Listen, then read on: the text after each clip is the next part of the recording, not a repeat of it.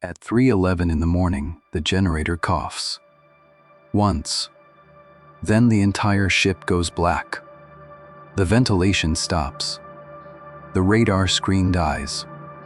The low mechanical vibration beneath your feet disappears, leaving a silence so complete that you can hear water striking individual sections of the hull. For 3 seconds, the vessel feels less like a ship and more like an empty steel building floating in darkness. Then the emergency lights flicker on. Weak. Red. Uncertain. You are standing on the bridge of a cargo ship that has not moved in 7 weeks. Your contract ended 23 days ago. Your wages have not arrived for nearly 3 months. The shipowner has stopped answering calls. Below deck, the engineers are trying to restart the generator, but every attempt consumes fuel you may not be able to replace. Outside, the anchorage is filled with lights. Tankers. Container ships. Bulk carriers. Every one of them is going somewhere. Yours is slowly becoming a shadow. And as you stare into the darkness, you finally understand the danger. The ship has not sunk. It has simply been forgotten, with you still on board. A crew is rarely abandoned in one dramatic moment. Nobody gathers you in the mess room and announces that the company has collapsed. It begins with excuses. Your salary is delayed because of a banking problem. The crew change is postponed because flights are expensive. The agent says the company is arranging funds. The superintendent promises everything will be resolved by Friday. Friday arrives. Nothing changes.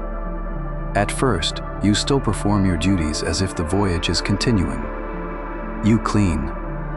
You maintain equipment. You check the anchor position. You test alarms. You record machinery readings in logbooks that may never be examined. The ship is alive because you keep treating it like a working vessel. But the cargo has already been discharged. The next charter never arrived. Port invoices remain unpaid. Suppliers stop delivering. And then one morning, the captain attempts to contact the owner. No answer. He sends an email. No response. The agent says he no longer represents the company. That is the moment the contract stops meaning anything. You are no longer sailing for an employer. You are guarding the abandoned property of someone who has disappeared. From shore, the solution seems obvious. Leave. Take your belongings. Step onto a launch. Book a flight home. But you are not standing beside a broken truck. You are on board thousands of tons of steel, machinery, fuel, chemicals, cables, batteries, and enclosed spaces. Even at anchor, the ship can drift. A mooring line can part. A fire can begin in a switchboard. Water can enter through a damaged pipe. The anchor can drag during bad weather and carry the vessel toward another ship, a terminal, or the coastline. Someone must keep watch. Someone must check the bilges. Someone must maintain emergency systems. Someone must answer the radio.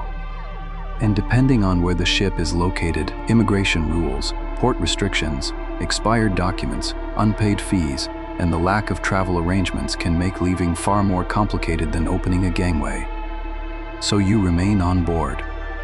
Not because you trust the company. Not because you believe the promises. You remain because the ship is still dangerous enough to need a crew, but no longer profitable enough for anyone to care about that crew. The provisions disappear first. The cook stops planning meals by preference and begins planning them by survival. Fresh vegetables vanish. Fruit becomes a memory. The final cartons of milk are saved for those who need them most. Every onion is counted. Every bag of rice is measured. Every bottle of drinking water is tracked.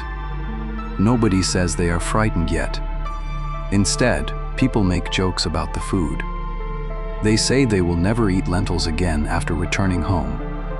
They talk about steaks, coffee, cold drinks, and meals their families will prepare, But each joke is a way of pretending the situation is temporary. Then the fuel begins to run low. That changes everything. Without generator power, the ship cannot support normal life. Refrigeration weakens. Ventilation stops. Sanitation becomes difficult. Pumps cannot be operated freely. Batteries cannot remain charged forever. The engineers begin rationing power. Sections of the accommodation are left dark. Air conditioning is shut down. Machinery is operated only when necessary. In the heat, the corridors smell of damp clothes, rust, sewage, cooking oil, and bodies that can no longer wash normally. A functioning ship is supported by an invisible chain on shore. Money, suppliers, fuel, port agents, inspectors, crew changes.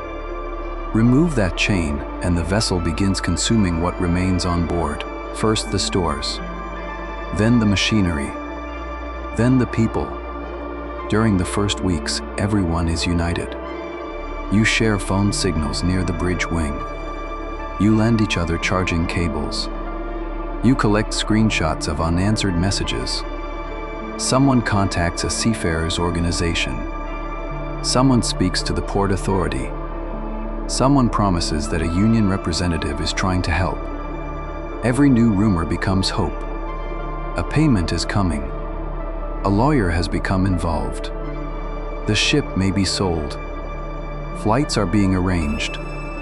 But hope becomes dangerous when it repeatedly fails. One crew member has a sick parent at home. Another has children whose school fees have not been paid. Another borrowed money before joining the ship and now receives messages from people demanding repayment. A junior rating keeps checking photographs of his newborn daughter. She was born after he joined the vessel. By the time he returns, she may be old enough to fear him as a stranger. Tension begins over small things. Someone takes food outside the agreed meal time. Someone charges a phone while non-essential power is supposed to be restricted. The arguments are not really about food or electricity. They are about helplessness.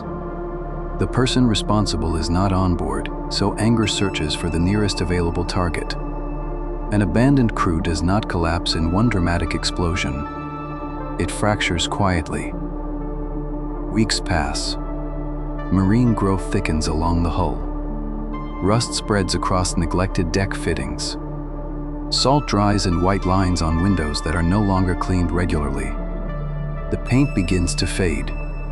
Other vessels arrive, discharge cargo, load supplies, change crews, and leave. You remain in the same position.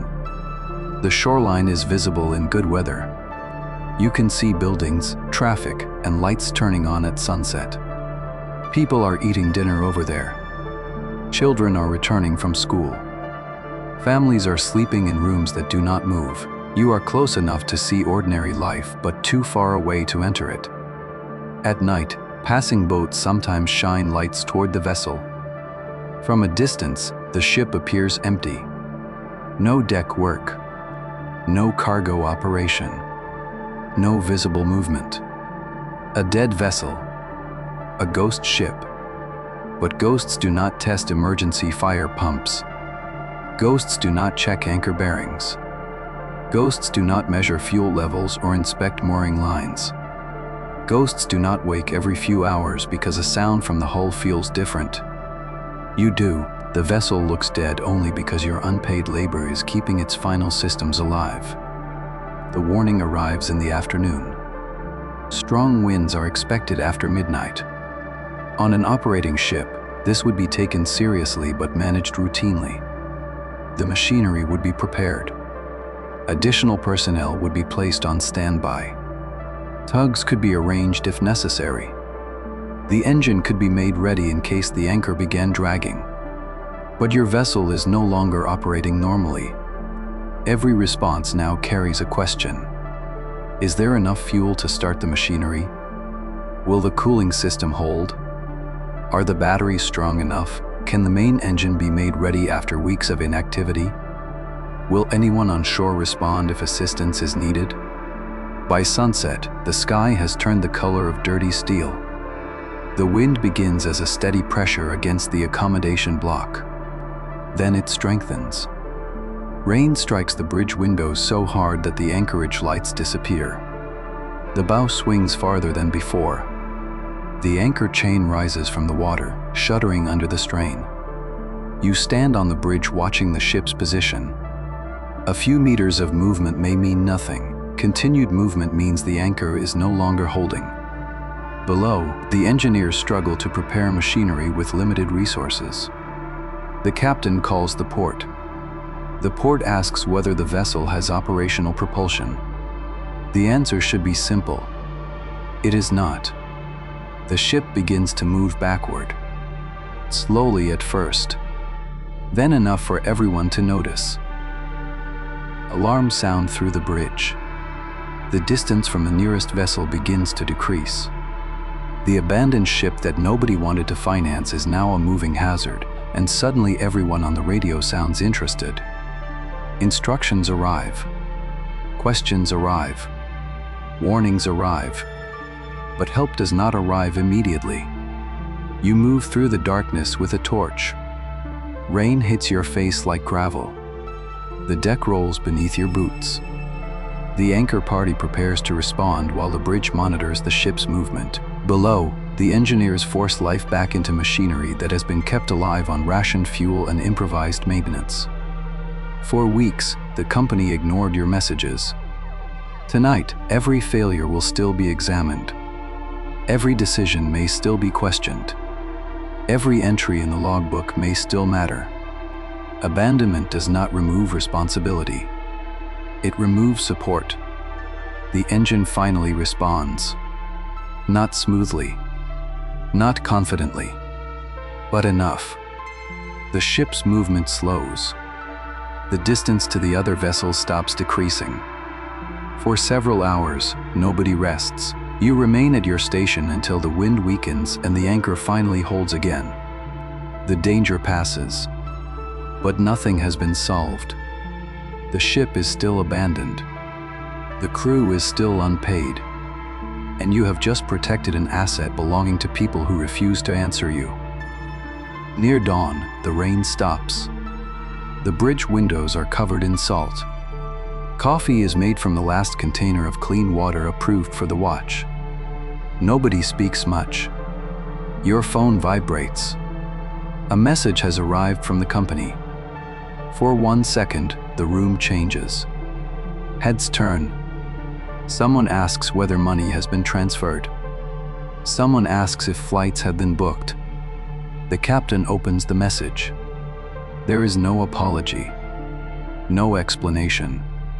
No mention of wages. No question about food, water, medicine, fuel, or the exhausted engineers who kept the vessel from drifting into another ship. The message contains a single sentence. Please confirm the vessel is safe. That is the moment the truth becomes impossible to ignore. The owner has not forgotten the ship. The owner still remembers its position, its value, and the financial damage it could cause. They have simply stopped seeing the people inside it. Eventually, outside pressure may force something to happen. A welfare organization may deliver provisions. Authorities may become involved. Insurers, lawyers, unions, creditors, and maritime agencies may begin arguing over responsibility. The ship may be detained. It may be sold. A new owner may appear. Some wages may finally be recovered. Flights may be arranged. But even the end of abandonment can be slow. Crew members may leave at different times. Those with urgent medical or family needs may go first. Others remain behind to maintain the vessel. Each departure creates two opposite emotions. Relief for the person leaving. Fear for those still on board. When your turn finally comes, you pack quickly. Your entire life from the last several months fits into a suitcase. You walk down the gangway and look back at the ship. For the first time, you are seeing it from the outside. It looks exactly as it did from the shore. Silent, rusting, almost empty. A dead ghost ship. But you know what remained inside that shadow? People standing watch without salaries. Engineers preserving machinery without spare parts. A cook stretching the final provisions. A captain carrying responsibility without support. A crew keeping the vessel alive while their own lives were placed on hold. You eventually return home, but home has continued without you. Children have grown, bills have accumulated, relationships have changed. Family members expect relief because you are finally back, but part of you is still listening for alarms that are no longer there. At night, complete silence feels unnatural. You remember the blackout, the storm, the empty inbox, the company's message asking whether the ship was safe. People call the vessel a ghost ship because it appeared abandoned, but the real ghosts were the seafarers on board, visible only when the ship was in danger, remembered only when the asset needed protection, ignored when they needed food, wages, medical care, or a way home. That is the hidden horror of abandonment at sea. The vessel does not need to sink. The crew does not need to disappear. Sometimes a ship becomes a ghost, while everyone is still alive inside it. And beneath the deck of that silent vessel, another battle is taking place. In darkness, heat, oil, and machinery that cannot be allowed to stop, the engine department is climbing its own brutal hierarchy. From the lowest cadet to the person responsible for every machine, keeping the ship alive.